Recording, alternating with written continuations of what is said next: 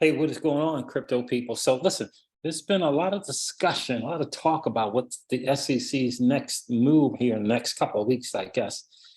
They have this option to do these different type of appeals. And there's been a lot of back and forth. I had a chance to listen to John Deaton from Crypto Law TV today.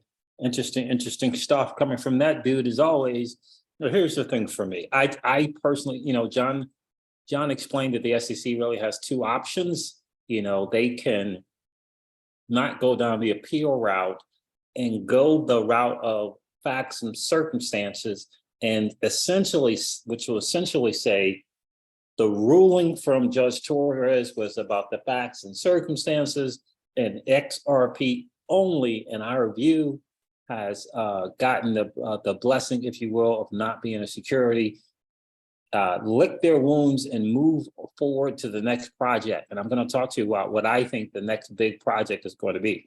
Or they can, listen to Gary Gensler, can listen to the other camp of the SEC that says that they have to appeal because of the Coinbase ruling, And so here is a Coinbase case, I should say. And here's my thing. I don't think Gary Gensler is going to go that route because of Coinbase. I don't think he is going to believe that if he lets these circumstances and facts mantra rule the day for him in interviews and whatever he does, office hours or whatever he wants to do, I think the idea of being able to continue along the enforcement action route is what he wants to do. Now, I do find it very, very interesting that Congress, both members of Congress, different parts of Congress are rushing, quote unquote, to get various bills out. I find that to be very, very fascinating. But if I had to bet, if I was a betting man, again, Gary Gensler's got probably two camps. One side saying, let's just, lick our wounds, take our losses. This only gives XRP, the digital asset XRP, clarity. Let's go down that route. But I think he's going to have the other camp who says that he has to appeal, we have to appeal, they have to appeal because of the Coinbase case. And I don't think that hashtag Gary Gensler is not your friend is going to go that route, but we shall soon see. And for me, this is another thing that makes me think this way. Mike Seelig, a very smart securities lawyer. I remember I saw him on an interview on Bankless with Paul Grewal recently, this Mike Seelig guy. And he said that the Fifth Circuit's decision in the CFTC versus Predict LT demonstrates that appellate courts are willing to shut down administrative agency overreach. The court's holding could impact the SEC's crypto enforcement efforts. Now, I'm not going to read this whole thread, but I do want to share some of it here, right? And Mike Seelig, again, was interviewed on Bankless, and he really had a good understanding in my view, along with Paul Grewal, how significant the ruling in the SEC case was, and how for him it made perfectly good sense as well. So he really did a really good job of educating. I don't know if it was Sean or Ryan from Bankless who was interviewing him and kind of clearing some stuff up. So I'm going to say just a couple of things here. The Predict had a CFTC no action letter that permitted it to operate a prediction market without registering with the CFTC as a futures exchange. It sued the CFTC after the CFTC withdrew the no action letter without explaining the reasoning for its decision. And, we said at the beginning on this channel, we said at the beginning of this SEC case, this was about agency overreach. We talked about our personal experiences with the FTC, and this was a classic example of agency overreach. The long and the short of this thread, I don't know if that would be a TLDR or not, is that the court held that an NAL, which is a no action letter, is a license, and withdrawal of an NAA is a final agency action subject to judicial review. The court reasoned that the CFTC's actions was likely arbitrary and capricious because it rescinded the license without explaining why. So again, this is the appellate courts, which is where the SEC will be looking for the appeal. John Deaton, so Mike is speaking to the courts not having, not being excited about this agency overreach. And John Deaton kind of agrees with me here. He says the overall point Mike is making, at least in my read of it, is that the appellate courts may not be so friendly to the SEC and other government agencies. These agencies can't just do what they want when they want without cause or explanation.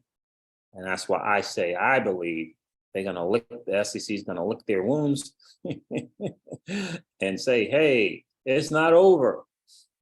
It's not over until we win, right? And remember something. Just because Ripple got this win doesn't mean in other courts and other jurisdictions that the SEC may bring a case that they'll have the law firm. They'll, obviously they're going to take, some of the Ripple stuff, but a lot of it is on the judge. A lot of it is on how you present your case, what you present and how you present. So you could slip up. You could have the Ripple ruling in your back pocket and slip up if you're another token, right? And so I think that the SEC is going to bet on that. I really, really do. Not everybody has the coffers that Ripple has. They don't have that big bank account that like Ripple has. They don't have, ability to go out and get that the A plus, the AAA+ team as well. So I think that's what Gary's going to do. So listen, Kristen Smith from the Blockchain Association is giving an update of some things coming up this week in Congress. It's going to be a big week for crypto in Congress. Let's look at Wednesday's actions first. Two important committees, the House Financial Services and House Agriculture, will discuss and consider amendments to two bills that are critical to the American digital asset ecosystem. I like that phrase, Kristen. First up, the Financial Innovation and Technology for the 21st Century Act. For the 21st century. This is an ambitious bill that aims to create a new regulatory framework for the digital asset economy in the US. And there's a link to this as well, which I think is really, really cool that she provided that. If I remember, I'll provide it in the description of this video.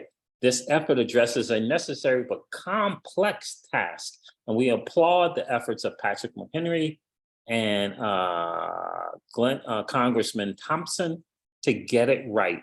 We encourage members of the committee to vote in favor of the bill and move to the next stage of the legislative process. Next on the docket is the Blockchain Regulatory Clarity Act, a bipartisan effort from Majority Whip Tom Emmer, and Representative Darren Soto. It says that we are proud to support at the Blockchain Association. Awesome. This would affirm that the blockchain developers, and related service providers that do not custody customer funds are not regulated as money transmitters. A simple but vital clarification. We urge members of the committee to vote in favor of this legislation. So will the DAOs and so will all these foundations in crypto, right? That'll be a very, very important thing. And while we wait for these bills to move through the process, the big takeaway is that Congress, not overzealous regulators, is asserting its responsibility to craft U.S. policy on digital asset regulation. It says, tune in tomorrow at 10 a.m. Eastern time to watch Congress work. Financial services.hub. Good night, gracious. Financial services.house.gov. Yeah, thank you for sharing that, Kristen. Really, really appreciate that.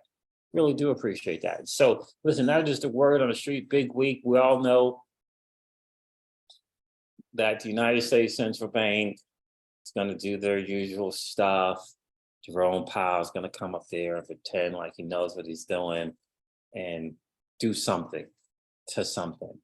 which ain't gonna matter. Which just is not going to matter in the long and short of it. What Congress is doing is going to matter.